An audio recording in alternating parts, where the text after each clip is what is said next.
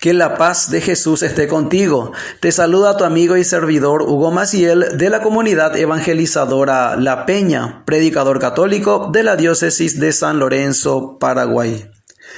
Hoy, viernes 19 de noviembre, como todos los días, la Iglesia Católica nos invita a reflexionar la palabra de Dios. La liturgia católica nos propone hoy el Evangelio según San Lucas. Estamos en el capítulo 19, versículos del 45 al 48. Nos dice la santa palabra de Dios. Después de esto, Jesús entró en el templo y comenzó a echar de allí a los que estaban vendiendo. Y les dijo: En las Escrituras se dice: mi casa será casa de oración, pero ustedes han hecho de ella una cueva de ladrones. Todos los días Jesús enseñaba en el templo, y los jefes de los sacerdotes, los maestros de la ley y también los jefes del pueblo andaban buscando cómo matarlo, pero no encontraban la manera de hacerlo, porque toda la gente estaba pendiente de lo que él decía.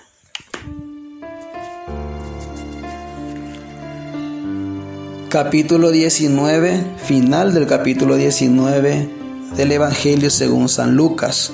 La quinta sección del Evangelio según San Lucas. El ministerio de Jesús en Jerusalén. Hoy nos ocupan dos perícopas en el Evangelio que nos propone la liturgia.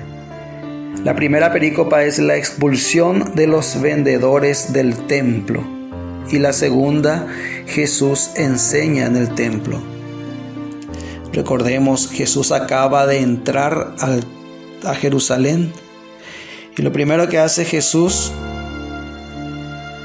es ir al templo. Primero Jesús llora por Jerusalén, luego va al templo. Lo primero que hace Jesús es purificar el templo.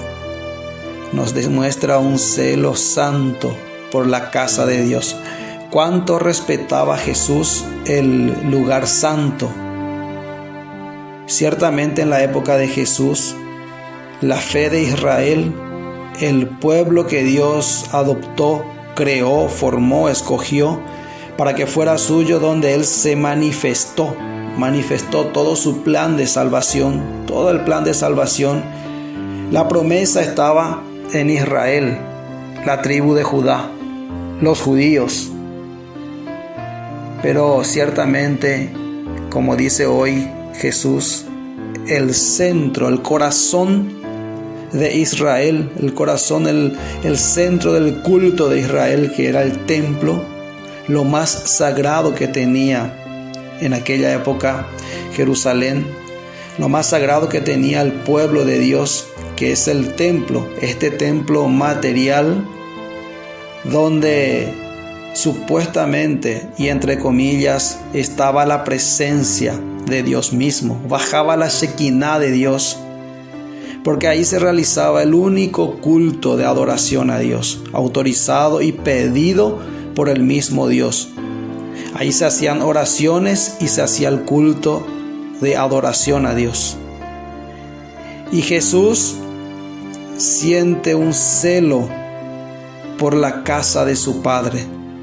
No es cueva de ladrones, así como ustedes lo han convertido, dice Jesús. Pero qué mejor que ir al catecismo de la Iglesia Católica, que es lo que la Iglesia nos enseña para entender la relación que había entre Jesús y el templo. Y vamos a citar al catecismo de la Iglesia Católica en la sección donde en el catecismo nos enseña sobre el credo, cuando dice: creo en Jesucristo, Hijo único de Dios. Y en el numeral 583 en adelante nos habla de Jesús y el templo.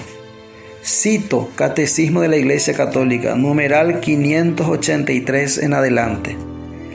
Como los profetas anteriores a él, Jesús profesó el más profundo respeto al templo de Jerusalén. Fue presentado en él por José y María 40 días después de su nacimiento.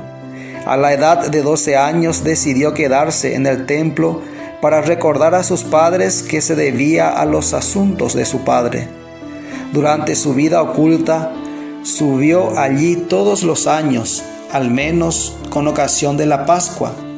Su ministerio público estuvo jalonado por sus peregrinaciones a Jerusalén con motivo de las grandes fiestas judías. Jesús subió al templo como al lugar privilegiado para el encuentro con Dios. El templo era para él la casa de su Padre, una casa de oración, y se indigna porque el atrio exterior se haya convertido en un mercado.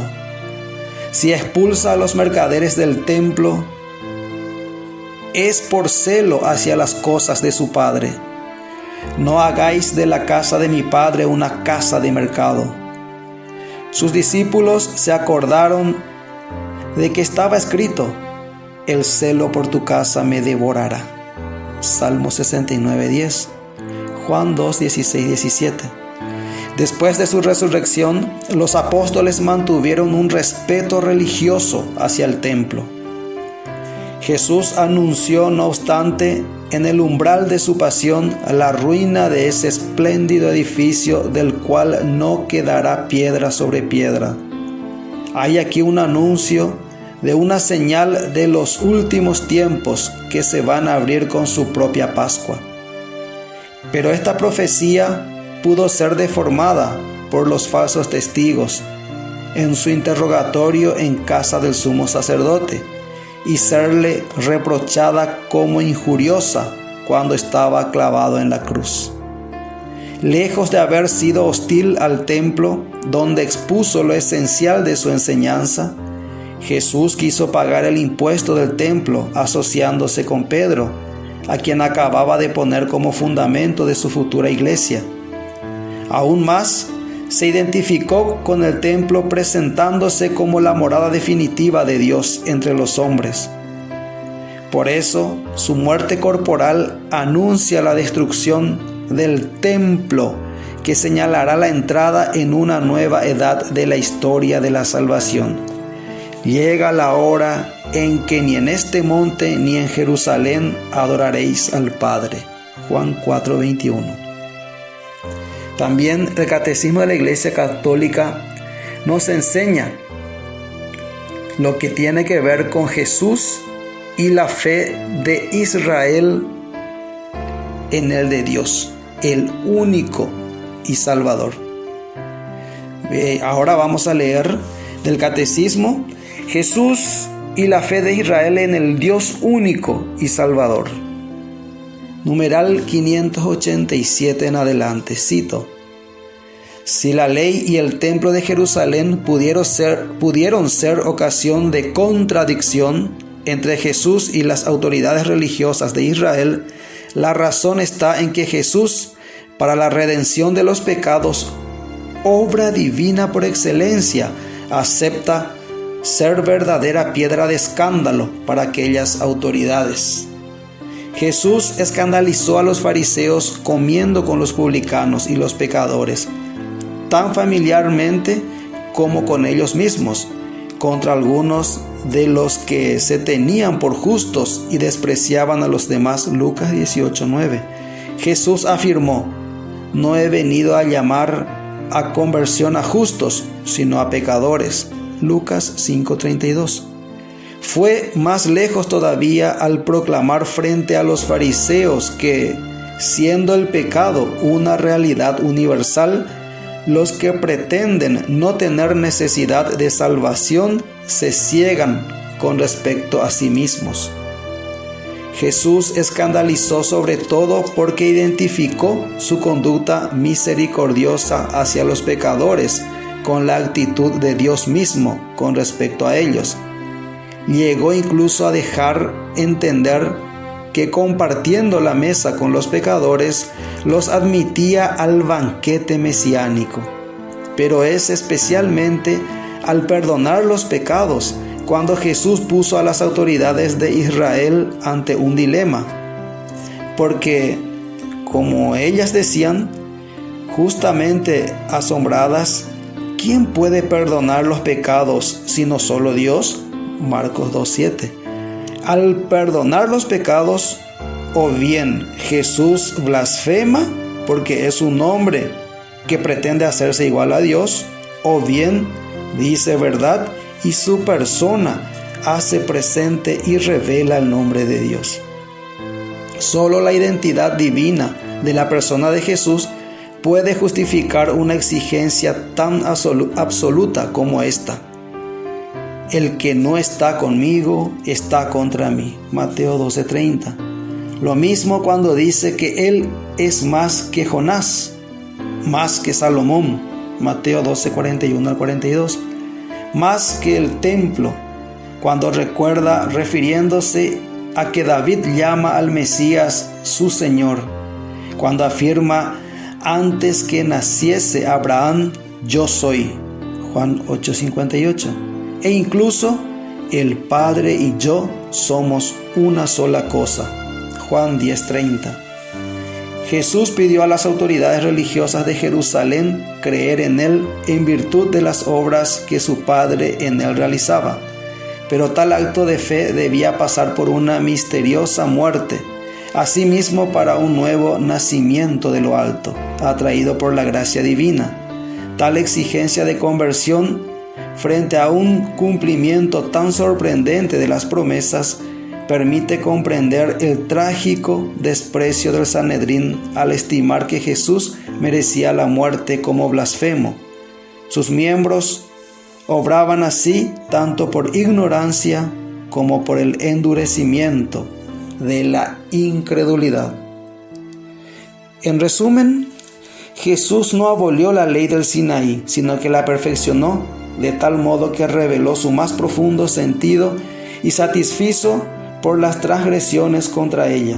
Jesús veneró el templo, subiendo a él en peregrinación en las fiestas judías, y amó con gran celo esa morada de Dios entre los hombres. El templo prefigura su misterio. Anunciando la destrucción del templo, anuncia su propia muerte y la entrada en una nueva edad de la historia de la salvación, donde su cuerpo será templo definitivo. Jesús realizó obras como el perdón de los pecados que lo revelaron como Dios Salvador. Algunos judíos que no le reconocían como Dios hecho hombre, veían en él a un hombre que se hace Dios y lo juzgaron como un blasfemo. También el Catecismo de la Iglesia Católica, cuando nos enseña de que por el bautismo somos sacerdotes, profetas y reyes, y para vivir como reyes o en la participación de la misión regia de Cristo, nos dice el Catecismo de la Iglesia Católica a los laicos: los laicos, además, juntando también sus fuerzas, han de sanear las estructuras y las condiciones del mundo, de tal forma que si alguna de sus costumbres incitan al pecado, todas ellas sean conformes con las normas de la justicia y favorezcan, en vez de impedir la práctica de las virtudes. Obrando así, impregnarán de valores morales toda la cultura y las realizaciones humanas. En la Iglesia, los fieles laicos pueden cooperar a tenor del derecho en el ejercicio de la potestad de gobierno, así como con su presencia en los conocimientos particulares, los sínodos diocesanos, los consejos pastorales, en el ejercicio de la tarea pastoral de una parroquia, la colaboración en los consejos de los asuntos económicos, la participación en los tribunales eclesiásticos, etc. Los fieles han de aprender a distinguir cuidadosamente entre los derechos y deberes que tienen como miembros de la Iglesia y lo que le corresponden como miembros de la sociedad humana. Deben esforzarse en integrarlos en buena armonía, recordando en cualquier ocasión temporal que han de guiarse por la conciencia cristiana. En efecto, ninguna actividad humana, ni siquiera en los asuntos temporales, puede sustraerse a la soberanía de Dios. No hay nada más vil que servir a Dios por un beneficio económico. No olvides que la palabra de Dios sigue ardiendo en tu corazón. Fuerza, que Dios te bendice.